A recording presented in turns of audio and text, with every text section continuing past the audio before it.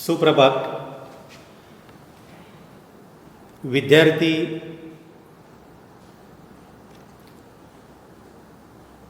चालू केली का? विद्यार्थी मित्र हो,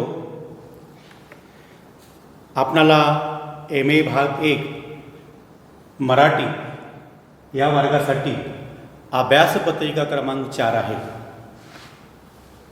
त्या विषयाचं नाव आहे लोकसाहित्य व लोककला. यातील पहिला घटक आहे लोकसाहित्य संकल्पना व स्वरूप. तर ह्या पहिल्या घटकावरती आपण 3 व्याख्यानं दिलेली आहेत.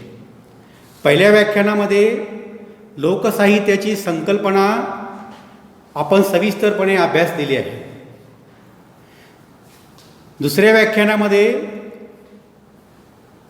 लोकसाहित्याच्या पाश्चात्य व भारतीय लोकसाहित्याच्या अभ्यासकांनी केलेल्या व्याख्यांची आपण चर्चा केलेली आहे. तिसऱ्या व्याख्यानामध्ये लोकसाहित्य यातील साहित्य लोक या ज्या संज्ञा आहेत आणि लोकसाहित्याचं स्वरूप आपण पाहिलेलं आहे.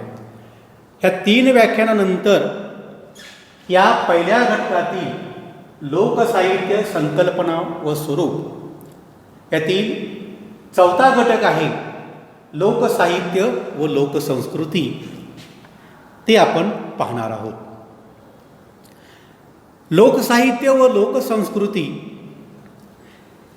यांचा आपणाला असणारा जो परस्पर संबंध आहे तो संबंध या ठिकाणी आपणाला अभ्यासायचा आहे. त्याचबरोबर लोकसाहित्यात समाविष्ट असलेली लोकसंस्कृती इथं आपल्याला अभ्यासायची आहे. त्याच्यानंतर लोकसाहित्य व लोकमानस यांचे जे स्वरूप आहे ते स्वरूप आपणाला आज या व्याख्यानामध्ये जाणून घ्यायचं आहे. मित्रहो, लोकसाहित्य व लोकसंस्कृती या संस्कृतीचे स्वरूप व्यापक आहे.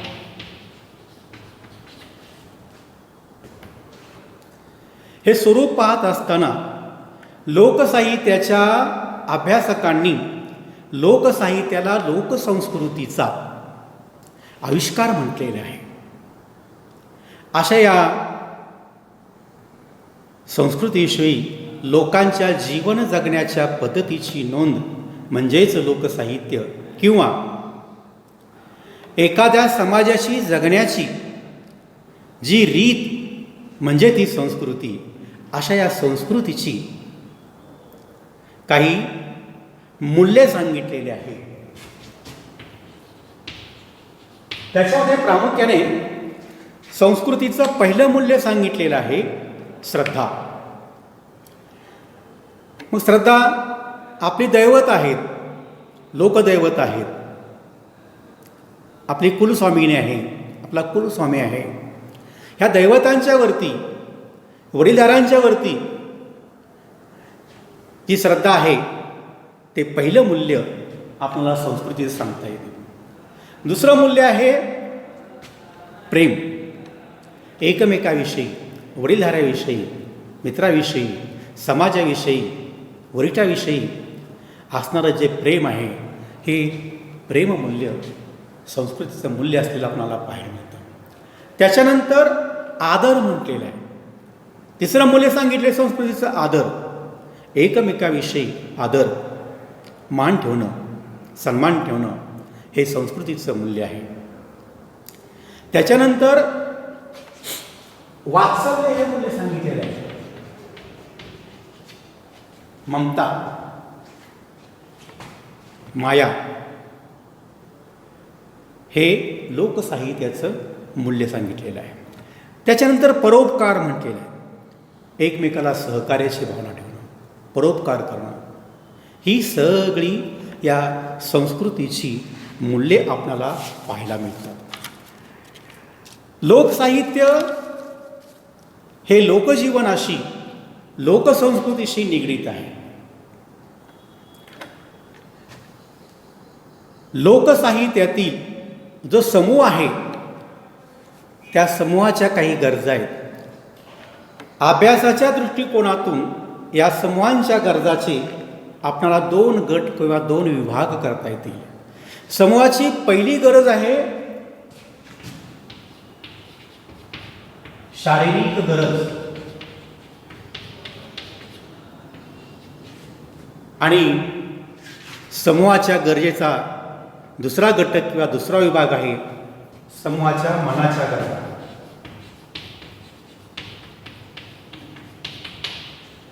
आता शारीरिक गरजेमध्ये कोणत्या गरजा येतात आपला सर्वांना ज्ञातच आहे. समूहाच्या शारीरिक गरजेमध्ये अन्न, वस्त्र, निवारा, वंश, सातत्य या सर्वांचा शारीरिक गरजामध्ये समावेश होतो. मनाच्या गरजा ज्या आहेत त्या मनाच्या गरजा या शारीरिक गरजांच्या पेक्षा वेगळ्या असलेल्या आपणाला पाहायला मिळतात. मनाच्या गरजामध्ये कला आणि साहित्याचा समावेश होतो. कला आणि साहित्य हे सर्व आपण लोकसाहित्याच्या संदर्भामध्ये अभ्यासत आहोत. मनाची गरज सांस्कृतिक लोकविष्कारातून पूर्ण होते. मग एखाद्याला चित्रकला असेल, कुंभार काम करायचं असेल वगैरे, सुतार काम करायचं, याच्याकडे ज्या कला आहेत त्या कला ज्या आहेत त्या कला त्याच्या मनामध्ये उपाळून येतात आणि त्या कला सांस्कृतिक लोकाविष्कारातून पूर्ण होतात. त्याच्यानंतर त्याच्यामध्ये असणाऱ्या या ठिकाणी कलागुण जे आहेत, मग त्याच्याकडं लोकगीतं असतील, जात्यावरची गाणी असतील वगैरे, ह्या ज्या गरजा ज्या आहेत त्या गरजा तो लोकाविष्कारातून पूर्ण करत असतो. मनुष्य हा संस्कृतीचा निर्माता आहे. संस्कृती ही मानवाची स्वतःची निर्मिती आहे. संस्कृती विरहित मानव अशी कल्पनाच आपण करू शकत नाही. कारण संस्कृती आणि मानव यांचं अतूट नातं आहे किंवा घनिष्ठ संबंध असलेले आपणाला पाहायला मिळतात. संस्कृती विरहित माणूस किंवा संस्कृती विहित मानव अशी कल्पनाच आपण करू शकत नाही. कारण मनुष्य बुद्धिजीवी प्राणी आहे. बुद्धिमत्तेच्या जोरावर माणसाने जो जीवनाचा अर्थ लावण्याचा प्रयत्न केलेला आहे त्यातून संस्कृती आकाराला आलेली आपल्याला पाहायला मिळते. या लोकसंस्कृतीविषयी लोकसाहित्याच्या अभ्यासकांनी या संस्कृतीच्या वेगवेगळ्या व्याख्या केलेल्या आपल्याला पाहायला मिळते. या संस्कृतीविषयी पहिली व्याख्या किंवा पहिलं मत आर्चर टायलर यांनी मांडलेलं आहे. पाश्चिमात्य अभ्यासक आर्चर टायलर त्यांनी संस्कृतीविषयी आपलं मत मांडलेलं आहे. ते असे म्हणतात, ज्ञान, विश्वास, कला, आचार, विधी, रीती आणि जिच्यात अनेक गोष्टी सामावून घेण्याची क्षमता आहे त्या क्षमतेला संस्कृती म्हणावं. आर्चर टायलर यांच्यानंतर लोकसाहित्याच्या अभ्यासिका इरावती कर्वे यांनी संस्कृतीविषयी मत मांडलेलं आहे. इरावती कर्वे असे म्हणतात की संस्कारपूर्ण व संस्कारमय जीवन जगण्याची देशकाल विशिष्ट रीत म्हणजे संस्कृती होय. इरावती कर्वे यांच्यानंतर लोकसाहित्याचे अभ्यासक आणि शिवाजी विद्यापीठातील मराठी विभागाचे माजी युवा प्रमुख डॉक्टर विश्वनाथ शिंदे यांनी संस्कृतीविषयी म्हटलेलं आहे, संस्कृती ही मानवी जीवनाला व्यापून राहिलेली गोष्ट आहे. या संस्कृतीद्वारे मानव आपल्या भोवतालच्या सर्व घटकाशी समायोजन करीत असतो. थोडक्यात या संस्कृतीविषयी असं सांगता येईल की संस्कृती ही एक व्यापक संकल्पना आहे. संस्कृती ही समूहानुरूप बदलत असलेली आपल्याला पाहायला मिळते. मग कशी बदलते? जशी समूहानुसार संस्कृती बदलते तशी काळानुसार सुद्धा संस्कृती बदललेली आपणाला पाहायला मिळते म्हटलेलं आहे. पूर्वीच्या काळी विवाह 4-5 दिवस चालायचा, नंतर तो 3 दिवसावरती आला, नंतर 2 दिवसावरती, नंतर तो 1 दिवसावरती, आणि आता तरी त्याला मर्यादा घातलेल्या आहे. म्हणजे संस्कृती ही काळानुसार बदलते, समूहानुसार या ठिकाणी बदलते. अशा या संस्कृतीविषयी अनेकांनी अनेक प्रकारची मतं व्यक्त केलेली आपणाला पाहायला मिळतात. लोकसाहित्य आणि लोकसंस्कृती यांचा परस्पर संबंध आपण अभ्यासत असताना असे दिसून येते की संस्कृतीच्या सांस्कृतिक जीवनाची कल्पना ही लोकसाहित्यातून येत असते. संस्कृती टिकून राहण्याची प्रवृत्ती लोकसाहित्यात आहे. म्हणजे लोकसाहित्य बघा काय काय करते, संस्कृती टिकवून ठेवण्याचं काम करतं.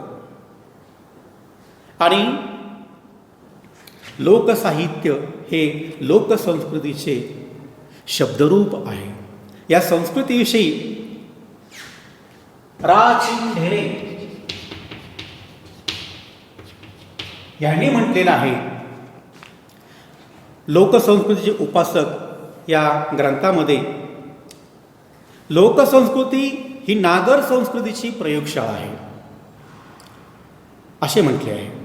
लोकसंस्कृतीशी लोकसाहित्याचा घनिष्ठ संबंध आहे. कारण मनुष्य जन्मापासून मृत्यूपर्यंत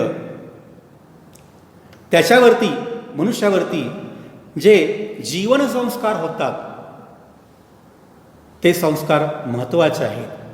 त्याच्यामध्ये प्रामुख्याने सण, उत्सव, यात्रा, जत्रा, कला, क्रीडा, देव, धर्म या लोकजीवनाच्या सर्व अंगाशी या मूलभूत अंगाशी माणसाचा जवळचा निकटचा संबंध असलेला आपणाला पाहायला मिळतो. डॉक्टर शरद व्यवहारे यांनी एक वेगळं मत मांडलेलं आहे. वरील 3 जे अभ्यासक आहेत, Archer Taylor, doctor Vishwanath Shinde, रा.चिं. ढेरे, आणि त्याच्यानंतर लोकसाहित्याचे अभ्यासक डॉक्टर शरद व्यवहारे यांनी संस्कृतीविषयी म्हटलेलं आहे की लोकसंस्कृतीच्या प्रवाहात अनेक अंतप्रवाह सहजपणे मिसळलेले आहेत. कृषीवलांची म्हणजे शेतकऱ्यांची जीवनधारा वेगळी आणि भटक्या लोकसमूहाची जीवनधारा ही वेगळी असलेली आपल्याला पाहायला मिळते. पारंपरिक लोकसंस्थांचे जीवनविशेष, ग्रामरचनेतील पारंपरिक व्यावसायिकतेची जीवनधारा लोकसाहित्य व लोकसंस्कृतीमध्ये आपल्याला एकरूप झालेली पाहायला मिळते. आता पारंपरिक लोकसंस्थांचे जीवनविशेष म्हटलेले आहे आणि ग्रामरचनेतील पारंपरिकता, व्यावसायिकता किंवा जीवनधारा आपण पाहायचं म्हटलं तर पूर्वी खेडेगावामध्ये 12 बलिदान पद्धती असायची. मग त्याच्यामध्ये सुतार, लोहार, चांभार हे सगळे असायचे. आणि मग बेंदूर सण असला की बेंद्रा दिवशी बेरं मागायचे म्हणायचे. आणि मग ते सगळे समूहाने एकत्र प्रत्येक गावातील घरामध्ये ते बेरं मागायचे. बेरं म्हणजे मग शेतकऱ्याकडे या ठिकाणी पिकलं धान्य असेल, शेंगा असेल, तेल असेल, गूळ असेल, चटणी मटणी मीठ असेल वगैरे काय असेल ते सगळं या ठिकाणी गोळा करायचं. ही ग्रामरचना आहे म्हणजे. आणि या ग्रामरचनेशी हा व्यावसायिक किंवा हे 12 बुलदार या ठिकाणी बांधले गेले आपणाला पाहायला मिळतात. म्हणून लोकसाहित्य व लोकसंस्कृती या वेगळ्या करता येत नाही, त्या एकरूपच असलेल्या आपणाला पाहायला मिळतात. शेवटी थोडक्याने सांगायचं म्हटलं, वरील सर्व चर्चेतून संस्कृतीची व्यापकता स्पष्ट होते. संस्कृती ही सहानुरूप, समूहानुरूप बदलणारी व्यापक संकल्पना आहे. ती संपूर्ण समाजमनाला व्यापून टाकणारी आहे. संस्कृती सतत बदलणारी प्रवाही प्रक्रिया वा पद्धती असलेली आपणाला पाहायला मिळते. म्हणून लोकसाहित्य म्हणजे लोकसंस्कृतीचा आरसाच आहे. संस्कृतीच्या अभ्यासाचे साधन म्हणून लोकसाहित्याला आज आगळं आणि वेगळं महत्त्व असलेलं आपणाला पाहायला मिळतं. विद्यार्थी मित्रांनो, आपण या व्याख्यानामध्ये लोकसाहित्य व लोकसंस्कृतीचा सविस्तरपणे आढावा घेतलेला आहे. धन्यवाद.